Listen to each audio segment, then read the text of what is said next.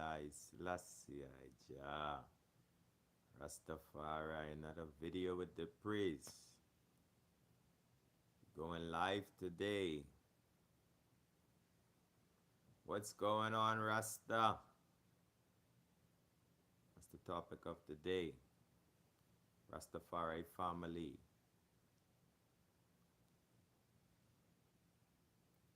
All the peoples worldwide, that hail Rastafari as king, as God, head creator.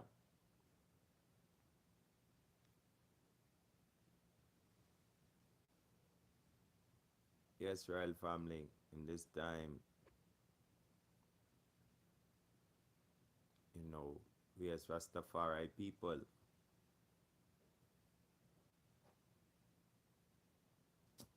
we have to come together, not just as word of mouth, but we have to strategically come together in a heart of oneness. Blessed love, royal family, give thanks for coming in. Today's topic, we're reasoning on what's going on, Rasta.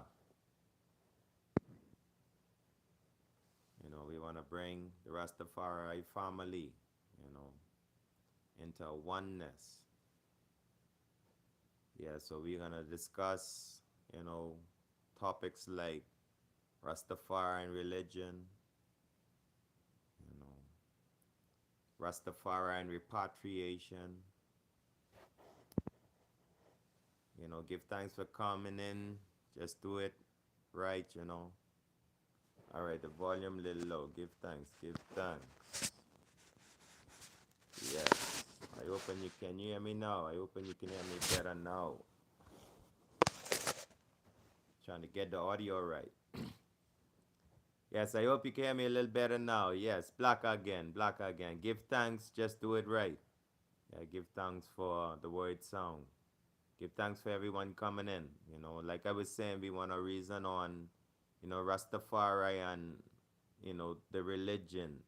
We want to reason on Rastafari and repatriation, We want to reason on, what's going on home in Africa.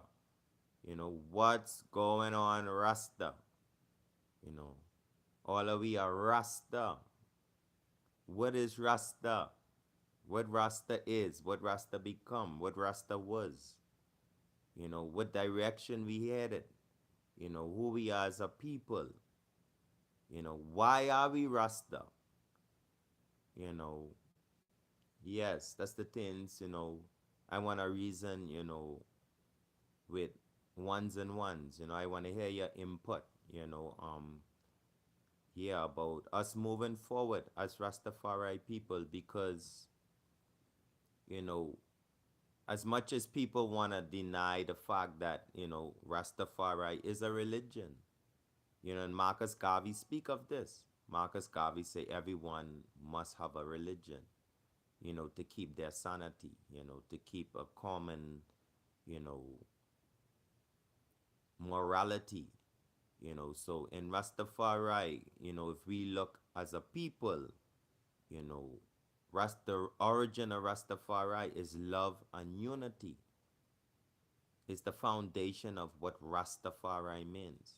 To live in love and to live in unity, you see. As we look at the Rastafari community, more and more and more we see in somewhat more of a division. We seeing more of, sectors developing and, there seems to be not so much of a sure goal as what we intend to achieve as Rastafari people. The true intent of Rastafari, starts with His Majesty, the teachings of His Majesty, is the foundation of what Rastafari is. If anyone in the world say, hey, I want to be a Rastafarian or a Rasta, We must identify Rasta with His Majesty, Emperor Haile Selassie of Ethiopia, Rastafari, you know. So with this understanding, this very brief understanding, you know, the aims, the goals, the objectives, the teachings of His Majesty must be reflected in those who choose to follow or to hail or to see him as any sort of a leader. If you follow, a leader, particularly, my Lord, the volume is giving me trouble. Rastafari. Let's see if we could get the volume up. I'll just hold it in my hands. I don't know if that'll give a better volume. Let me know if you can hear me better, my Lord, Majesty, Royal Family. Yeah, it could be how the phone was positioned. I hope you can hear the volume a bit better now. Yes, Royal Family. But for sure, as Rastafarian people, we should know say, yeah, the foundation of being a Rasta is following the King. The King gave us teachings. He gave us instructions. He gave the whole world instructions and teachings. One of the greatest speeches known to mankind, was given by His Imperial Majesty, and it was sang in a song by Bob Marley, Until the Philosophy which hold one race superior. Give thanks, Royal Family. The volume is better. I give thanks. I give thanks. Give thanks for the correction, my Lord. Love.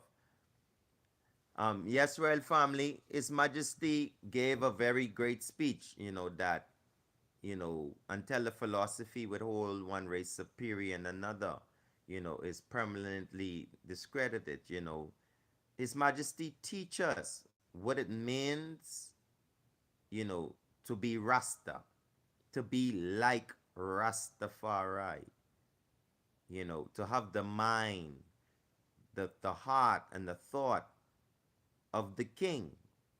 We must continue to educate ourselves about his teachings and his aims, his objectives, you know, and also to apply them to our lives if we're going to follow his leadership. Because we are Rastas. You know, other people at large out there, they're not responsible to take care to His Majesty's teachings. They're not responsible to take care to His Majesty aims, objectives, and his goals. Because they don't follow the King. But what we as Rastas are doing, we who proclaim we're Rasta, we have to follow His Majesty's teachings. And one of the foundations of His Majesty's teachings is love, organization, unity. If we don't have these basic morals at the foundation of as us entering into Rastafari as a people, you know, we're basically ill, like ill-informed, and it's not a good thing because it causes more of a disunity and a misrepresentation of His Majesty and his teachings. His Majesty speaks heavily about abandoning slavery in all forms. So repatriation for all people universally, especially the black Africans in the West, is something that has to be forefront. It has to be something that the world of Rastas pay attention to first, not the world outside of us. Because remember, we're Rastas. We're following his teachings. We're following his leadership, his aim, goals, and objectives. If you don't agree with the aims, the goal, and the objectives of His Majesty, you cannot be following Rasta. It's just common sense. You know what I mean? Yeah. So, because we follow in His Majesty, we accept his leadership, we accept his goals, his aims, and objectives for the world and for Africa and for Ethiopia. Yes, we must continue in these agitations. One such as being repatriation. Why are black people out in the West, you know, being called Jamaican, Bahamians, Guyanese, all these different, in this 21st century, in 2023, we still under colonial illusion that the blacks in the West belong in the West. You got some new scientific stuff coming up saying, the blacks build the pyramids in South America. Man, these some Kemetic people from thousands of years ago. These thousands and thousands of years ago, these people came into the Western world, and those civilizations were dispersed into nomad tribes after the fall of the Egyptian society. Internationally, because there were pyramids worldwide. That was the one of the big civilizations of that era. Pyramid buildings, yeah, that's what was happening. And after the fall of that, everybody became nomads. So that's why in America you have so many tribes that were existing. Aztecs, Mayans, the Olmecs, they all, scattered into the wilderness, into the jungles. So you only find remains of pyramids, you see. So these black tribal people, is slightly different than the African blacks that were brought 400 years ago. There is proof, there's evidence. You could go to the castles in Ghana, you could come into the Bahamas, there's evidence all over Jamaica. You can see where we were brought here in slavery 400 years ago. It's documented. You know, this the repatriation we're talking about. Because the blacks that came during the time of the Olmecs and the Aztecs, they were not slaves. They were voyagers and adventurers. They were seeking the new world to build their new stuff. I mean, they probably had slaves too. You never know. But, history should prove in time, if we find out the Mayans may have slaves that helped them build their pyramids. Just as Egypt had slaves. They slaved the Israelites, I, to build their pyramids. So down the lines, we could see that there's a difference between the black Africans that came during slavery, 17th century slave trade, than the blacks that built the pyramids thousands of years ago. Thousands of years ago. That now turn into the tribal people of South America and North America. Who they refer to as Indians. They're not no Indians. They black Africans. Kemetic voyagers. So moving forward, world family, we'll see that repatriation for the blacks in the West is like, that have to be our agenda as black people. Those who were already here, who assign themselves to the Mayans, the Aztecs and all that, that's fine. Let them stay. Because this is their land. They've been here long enough. But the black Africans that came in 400 years ago, no, man. That's a displacement. Economically, socially, spiritually, in every way. It's you just yuck a group of people, millions of people, bring them to a new land, and you just leave them to die after you finish slaving them. No compensation, no repatriation.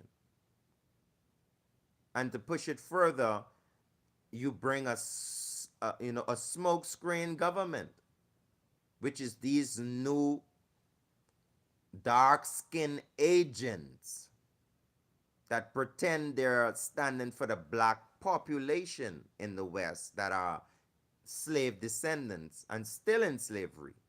You have black leaders that are just smokescreen for the colonialists. They continue in the same colonialism. No black leader in the Western world outside of Marcus Garvey and King Emmanuel Charles Edwards.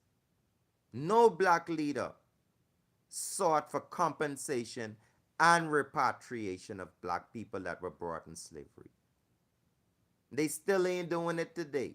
The Bahamas government leader, Brave Davis, the Jamaican government, the Trinidad government, all these black leaders that were given leadership by the white colonists and are just a smokescreen to continue the slave trade. In no way, yeah, do they agitate for reparations and for repatriation. So I show you that the black leaders that that they place upon the people is just carrying on their agenda. It's just continuing on the slavery. It's just a different form. They take the shackles and the chains off your hands and your legs, and then they say, hey, you need a passport to go to Africa. You don't get no money for all those years, so go there and work hard. If you work hard, you'll succeed. And that's just not how wealth works. Wealth works in generations. You build up wealth, you hand it to your generation, they take the wealth, they hand it to, and they continue to increase. Wealth's supposed to increase with your generation. We don't have no generational wealth to depend on. The slaves that are here in the West. Everybody starting from flat, zero, slavery, corn, cotton picking, zero, nothing. And they telling us as the black race in the West, oh, y'all build all the ghettos. Oh, y'all don't like to work. We don't like to work. 400 years of slavery for free. And black people lazy. Black people don't like to work. And we work for 400 years without revolting. You know, we obviously don't have a working problem. Black people have a leadership problem. We all have a problem with leadership.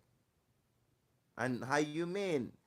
Again, we have black leaders in every island in the Caribbean, in South America. Even we had one in America, Obama, a black leader.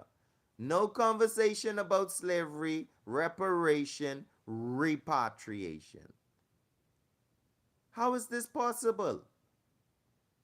Outside of Marcus Messiah Garvey, Emperor Haile Selassie I himself, who came down in the West and spoke on the behalf of black people, and the abolishment of slavery in all its forms, King Emmanuel Charles Edwards, who rise in Jamaica as the Black Christ, addressed United Nations about repatriation, reparation for the people.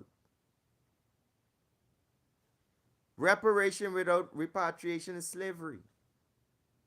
They give you money right on the plantation to spend right back to the slave masters. You're going to take that money and pump it right back into the plantation. And that's what they looking for mostly. You know, so even in Africa today, you know, this thing has gotten out of control. It come to a point where, you know, I'm beginning to realize that we as black people, especially us who say we follow Rasta, must pay attention to the respect that we have for ourselves. For me, as a Rasta man, to hear that in South Africa,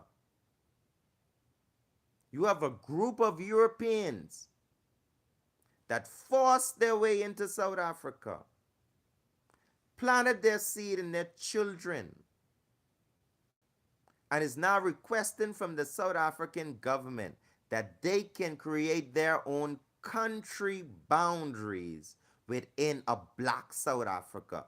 White Europeans from Europe who invaded Africa in South Africa is now petitioning that a piece of South Africa be designated as a country separate from South Africa, belonging to Europeans. To me, that's the height of disrespect. It's a height of insult to people of a color of a race. It's it shows where we are as Rasta, where we are as a people, what needs to be done. We must come together collectively and not just to talk, not just to make a saying so people can hear us and make a bunch of plans that we don't follow through with. We must stop the disunity among ourselves. When we fight among ourselves as black people, it gives all the other nations the upper hand. It doesn't make a lot of sense to say, well, we all one people, color doesn't matter. It's not reality. It's not reality. Africa is for the Africans, and it's been, for the Africans throughout the centuries. Europe has been for the Europeans, the Caucasus Mountains. China, Japan, Asia, that's for the Chinese, the Asians. India for the Indians. This Western world is for the Arawaks, the Caribs, the same Incas, the Mayans. These were land and territories that were developed and respected for many years. But through the European conquest, the white European conquest is to go into every part of the world and take dominance, to take residence. I can close up with this saying, the laws of the world was given by prophets, priests, tablets, hieroglyphics, but they all say the same. Thou shalt not covet thy neighbor's wife, thy neighbor's house. Thou shalt not covet thy neighbor's ox. Thou shalt not covet thy neighbor's land. White Europeans know that Africa belonged to the black Africans. Chinese know that Africa belonged to the black Africans. Indians know that black Africa from Cape to Cairo belonged to black Africans.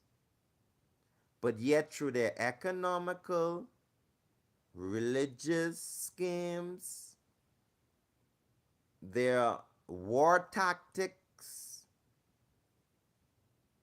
assassinations, they continue to covet Africa. Why can't Europeans just take care of Europe? We give it to them. The Moors built Europe, which were black Africans, but we gave it to the Europeans. We brought them from out of the caves, from out of the Caucasus Mountains. We taught them civilization. But what we get for that? The same European Caucasians created their governments and militaries in the name of their Grecians, the Greek, Alexander, and all the different generals invade Africa and covet up to the day, still coveting Africa, still trying to take a piece of Africa, still trying to extort, to exterminate the people of Africa, to exterminate our identity. It's no longer black means African. So you could be black, but you ain't African.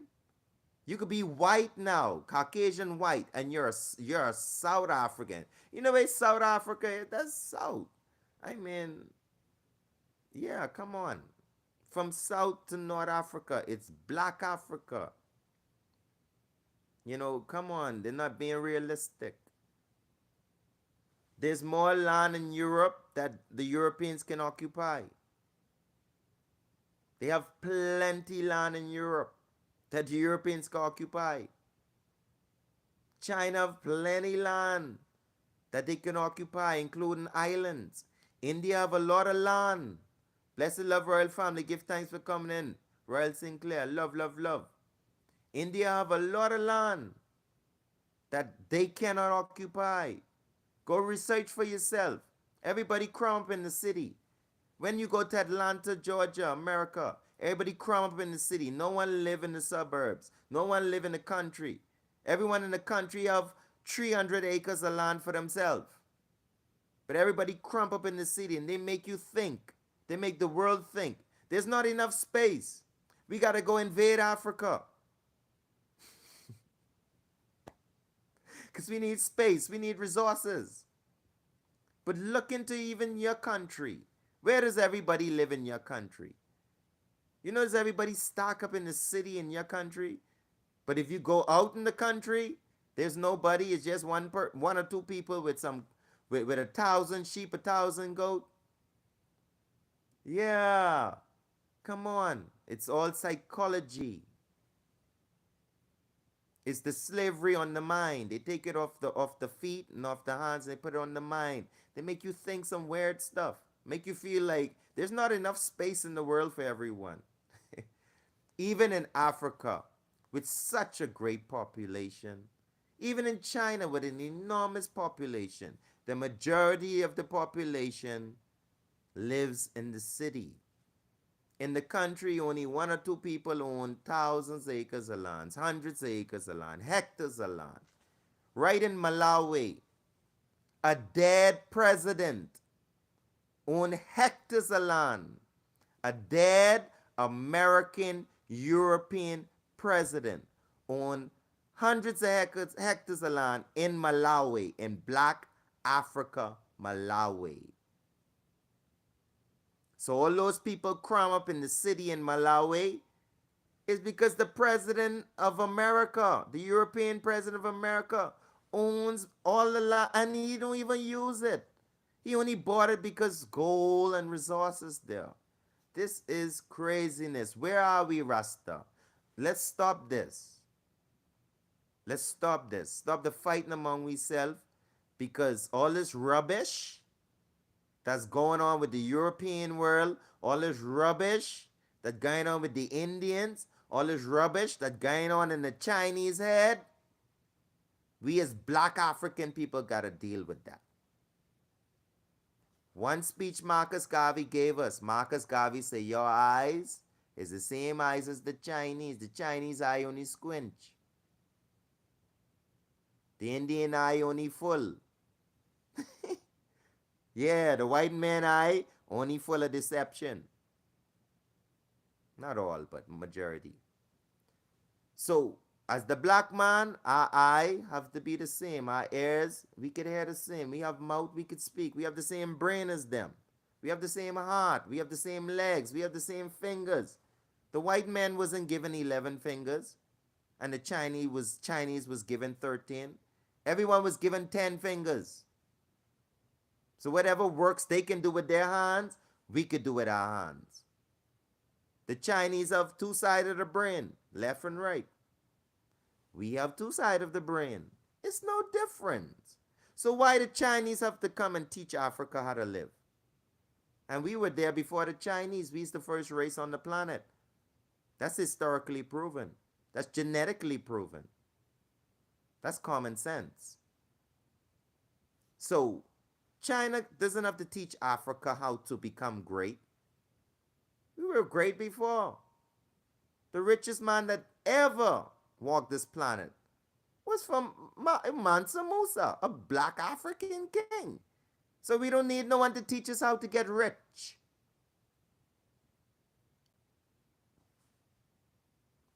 We built one of the greatest irrigation systems of today that Europeans still can't figure out. Go there in Kemet, Egypt, and see the canals that we cut that took us through 7 years of famine and allow us as black Africa to feed the world at that time.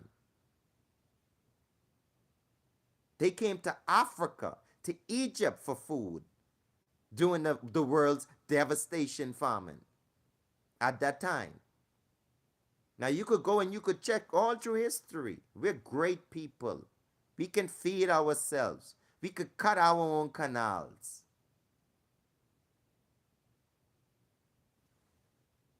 Imhotep is the first surgeon in the world. He's a black Kemetic Egyptian. We don't need medicine from the white world. Herbs are the healing of the nation. We been know that. We let the Europeans come in with their vaccines. They come in with these mixtures that have side effect. The side effect, hallucination. Side effect, suicide. Side effect, respiratory failure. Side effect, heart attack. Come on, black people. We European whipped. They whipped us as a people. We Indian whip. We Chinese whip. Every nation convince us that they smarter, that they know better, that they have better, and that's nothing far from the truth. Because if that's the truth, why do they come to Africa? Why do they come to Africa for resources? Why do they archaeologists come to Africa looking for evidence, looking for truth, looking for some sense of why they exist? Why everyone comes to Africa if Africa needs everyone? What's going on, Rasta? What's going on, Rasta? We as Rastafarian, and it's not about smoking ganja, throwing on the Rastafarian colors, and going and dancing the night away. That's not His Majesty. That's far from His Majesty. Yes, let me read a comment from Jerry. Medicine Mark of the Beast, AABIC had photos in 2014. You all knew way before. No revolution you wrote in this. Yes, I understand. Real talk. Yeah, the people them no say. And, you know, one of our commenters is speaking in regards to the vaccine and the shots and stuff. And, I mean, come on. You know, we feeding into these stuff. One of the first places they tried their vaccines is in Africa. Why? Why do we allow that? Why we used to test monkeys like they want us to be? They just make jokes of us, and come on, black people, that's enough. Enough of to be enough. We have the brain, we have the capacity, we have the history to prove it. We have the history to prove it. That we can build stuff that no nation could even understand. The Indians don't know how we build the pyramids. The Chinese don't know how we build the pyramids. And the Europeans sure as hell don't know how we build the pyramids. And the Americans don't know, which is a conch salad. It's a mixture. It's a salad, a mixture of people. Even America mixing all the people together to build a Tower of Babel. They still can't figure out how we build the pyramids. That's how advanced we are when we are united. So we must look forward for a united state of Africa. No passport and all this foolishness. From Cape to Cairo, one people, one aim, one destiny. To keep Africa free, to keep Africa redeemed. The word redeem means to have food, to have shelter, to have proper health standards. Not health care, standards. Where the average African is good health. The average African has good health. We have to have an African standard for health. We have to have a standard for wealth. Where the average African has the basic necessity. We could afford that. It's called wealth distribution. You take someone who has a 30-room house, and you give them one room because there's only one of them. And it's from the heart. It's not forcing them. It's called equality with equity. It's only me one. But what the European world been teaching us? Yeah, you take all your money, you build a big house, fancy house with 16 cars, 16 shoes, and it's only you and don't care for your neighbor who need food. It's European colonialism to destroy Africa and the fabric that it needs, which is unity, love, care for self. We have to care for ourselves as Black Africa. Have to identify ourselves first because we even have an identity crisis now. We have people in South Africa that are European for sure that are saying no, no, no, no. They don't have a they don't have 1% black blood in them. But for sure they saying, hey, we South African. That's madness. It's madness. Every European should be visiting South Africa as tourism, not as land ownership and wanting to create their own country. No, black people, we gotta unite. Let's build an army because that's what's causing them to win. I hate to say it, but it's the truth. The Indians come in Africa and do what they feel like because they got an army. Europe come into Africa. The white Europeans come into Africa. They got NATO, all the allies. All of them take counsel and come together against us. But we got countless millions of Africans. Yeah, we could fight and we will win. But we have to have the will to fight for what is for us, what is necessary. And if we don't know ourselves, if we don't identify with who we are, we're not going to know what is necessary for who we are. So I'm going to close out with this. Well, ain't no close because all doors open. I will seal up with this. His Majesty has an agenda. And it's to keep Africa free and redeemed. And all who proclaiming to be Rastafari, oh, it's Rasta. I's a Rastafarian. You must know this. You have to know this. You can't follow His Majesty if you don't know where he going. When you follow someone, you got to know where they going. You got to follow them wherever they go. And when we follow the king is about first uniting us as a people and putting away all this rubbish, fighting among ourselves, tribalism. The king then speak about these things, put these things away. And he say, put away the spooksism. It's destroying Africa. Waiting on some ghost to come and do things for us. Ghosts don't fight battles. If witchcraft and all these different sorcery was so powerful, why we don't fight the world with that? Why don't we destroy these armies of our enemies? Haiti tried it, it didn't work. The French still come in and conquer them. Destroy the country economically. Mental strategy. Where your craft and the mythicism, that can't help you. We need realistic people in flesh, documented, to address these nations. We need a representative of black people to address these nations. We are black. Africa is for black people. Black people are alone are going to be the first to benefit of Africa, its land and its resources, and everything that is African. And if we wish by our will, not by force, to aid other nations at our discretion, then, yeah, we talking. Outside of that, we might as well fight. I'm telling y'all Africans, we might as well fight. Because you're going to die anyhow.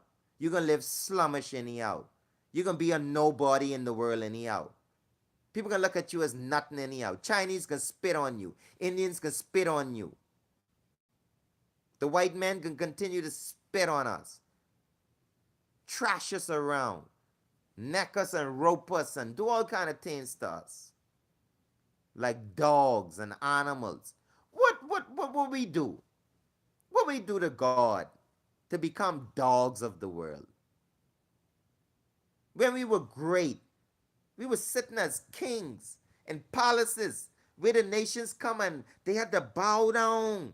They bow down to Mansa Musa. Even in this day, The president of Uganda, Daddy Amin Dada, make the nations bow to him. But we accept the propaganda that the president of Uganda hated Africa, exploit Africa, persecute Africans. We take that propaganda. We help to spread that.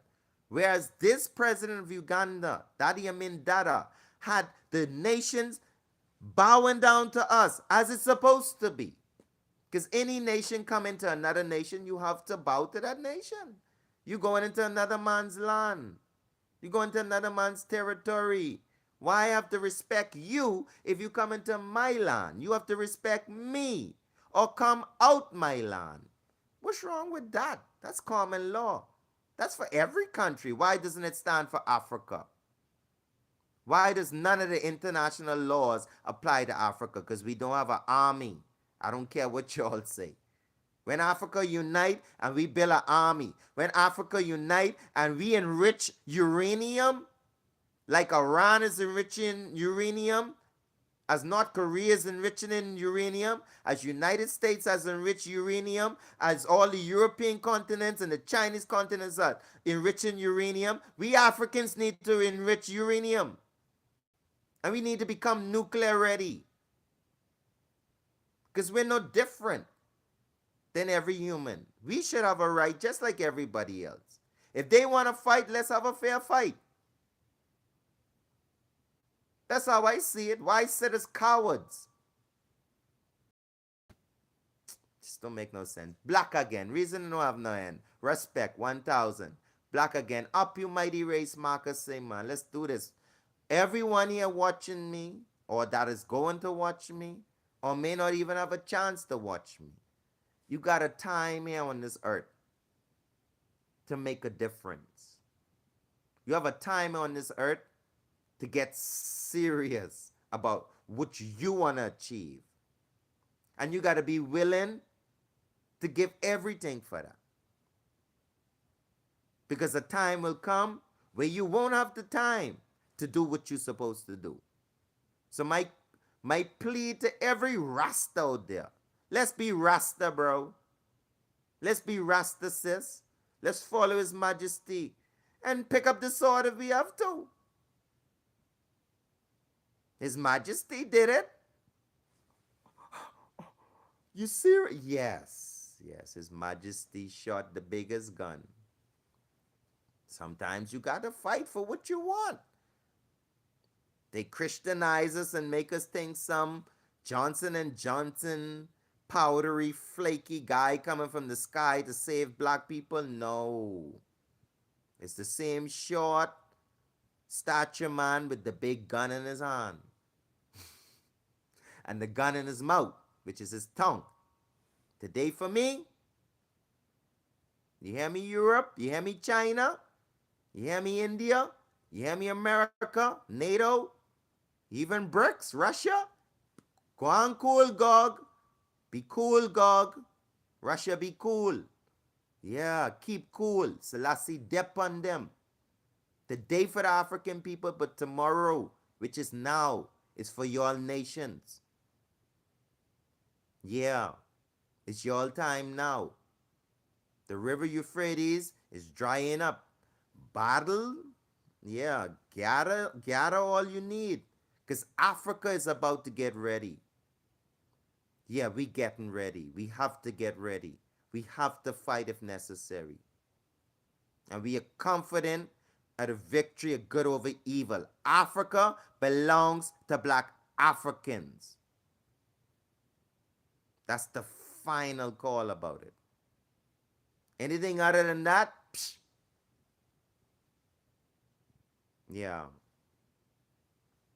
And it's a spirit that is going to rise. You can't do nothing about it. It's many more cubs in the fold. So coming after me, it's pointless. It's pointless. It's a spirit that is rising in Africa, in the black African people, to have a right, just as everybody else. Nobody in this world better than nobody. Everybody come through the same pathway. If you come to this earth some other way, please let me know. Every human was born of a woman. And you was born as a child, so you're never too big. Never too big. Britain biggest battleship can't save them. Because Africa is not just coming with. Well, I ain't gonna tell them what all we coming with. That's our own business. Marcus Ice, Lassie, Rastafari. Black again, love family. Give thanks for all who watch, comment, bless up, Honorable Jerry, love, love, love in the house. Give thanks for Sir Mario, Honorable Majesty, Prophet, Priest and King. Just do it. Give thanks, for coming in. Give thanks for the likes. Please don't forget to share and subscribe, so when I come forward more live videos, more reasoning, you know, yes, Royal Family, love Royal Family, we could reason more because in this time, it's just us. It's just us, Christ. Christ means Christos. It means to caress. It's just us to caress our own souls. It's just us to bring peace to Africa, to bring security, to bring prosperity. It's just us. Marcus said, if you look for any nation, or if you have a leader that teaching you to depend on any other nation, that leader you have, he's going to enslave you. So right now, as a black African, if you have a leader and he's teaching you to depend on China, he's teaching you to depend on India, he's teaching you to depend on Europe and United States for anything, that leader is enslaving you. John Marcus Ice, last year, Rastafari. Black again. Another video with the priest. Black, black, black. Black again. Love, love, love, love, love, love.